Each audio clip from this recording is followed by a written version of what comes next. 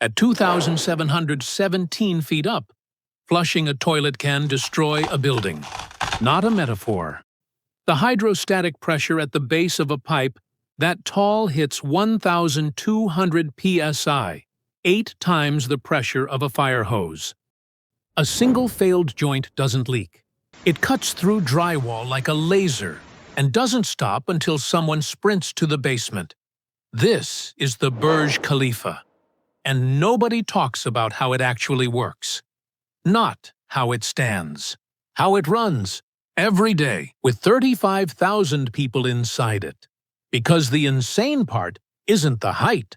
It's that every single system inside this tower, plumbing, cooling, elevators, the concrete itself, is one catastrophic domino chain.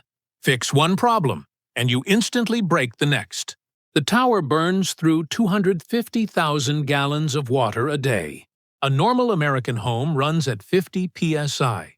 If you tried to push that water straight to the 163rd floor through a single pipe, the pressure at the base would reach 1,200 psi. The fix? Don't build one tower. Build 7 smaller ones stacked on top of each other. Engineers split the building into 7 independent pressure zones, one every 30 floors. A pump in the basement pushes water to floor 40. Done. A second pump on floor 40 takes it to floor 70. The pressure clock resets every 30 floors. Crisis solved. But pushing water up created a worse problem going down. Wastewater falling from 2,000 feet hits terminal velocity almost immediately. When it slams into the bottom and turns 90 degrees into the city sewer line, it triggers a hydraulic shockwave that blasts back up the pipe. Hard enough to blow every toilet on the lower floors simultaneously. The fix: upsize the waste lines to 24 inches wide, wider than a New York pizza. The extra space forces the waste to spiral down the edges like a whirlpool, keeping an open air pocket down the center. Pressure neutralized.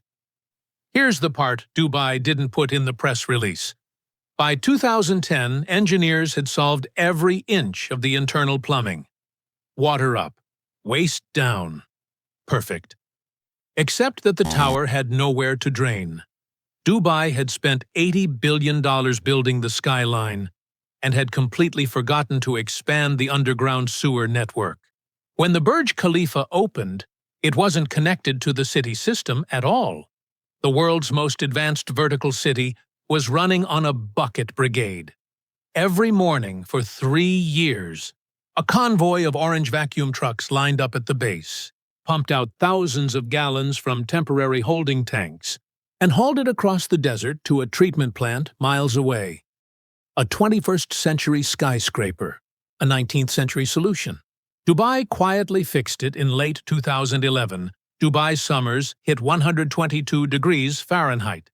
The Burj Khalifa is a 2,700-foot glass spire, 26,000 panels, 1.6 million square feet of surface area. Raw glass in that heat turns the building into a greenhouse.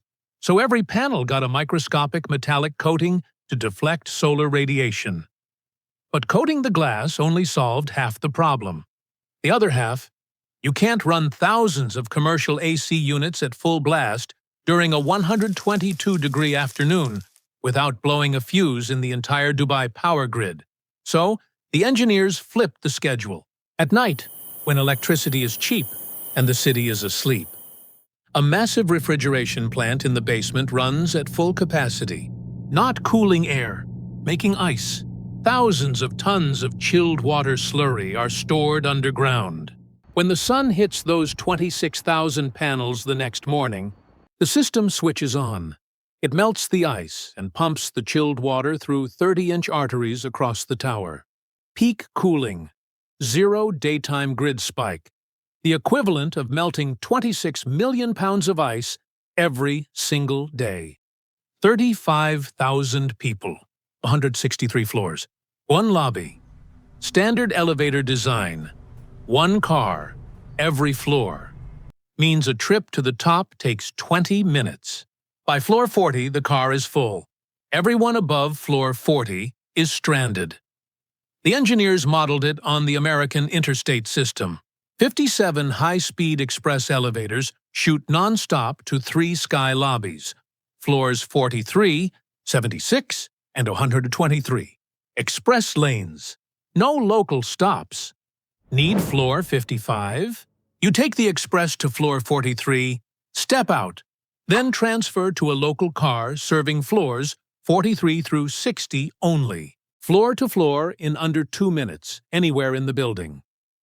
Water is zoned into 7 loops, waste swirling through 24-inch pipes, cold stored underground every night, people routed like highway traffic. Every single system in this building only works because of the one next to it. And in Saudi Arabia right now, the Jeddah Tower is pushing past 3,200 feet, running these same systems into territory nobody has tested yet. The process that astonished you the most? Please share your thoughts in the comments. And if you're addicted to how things actually work, hit subscribe. New breakdown dropping soon.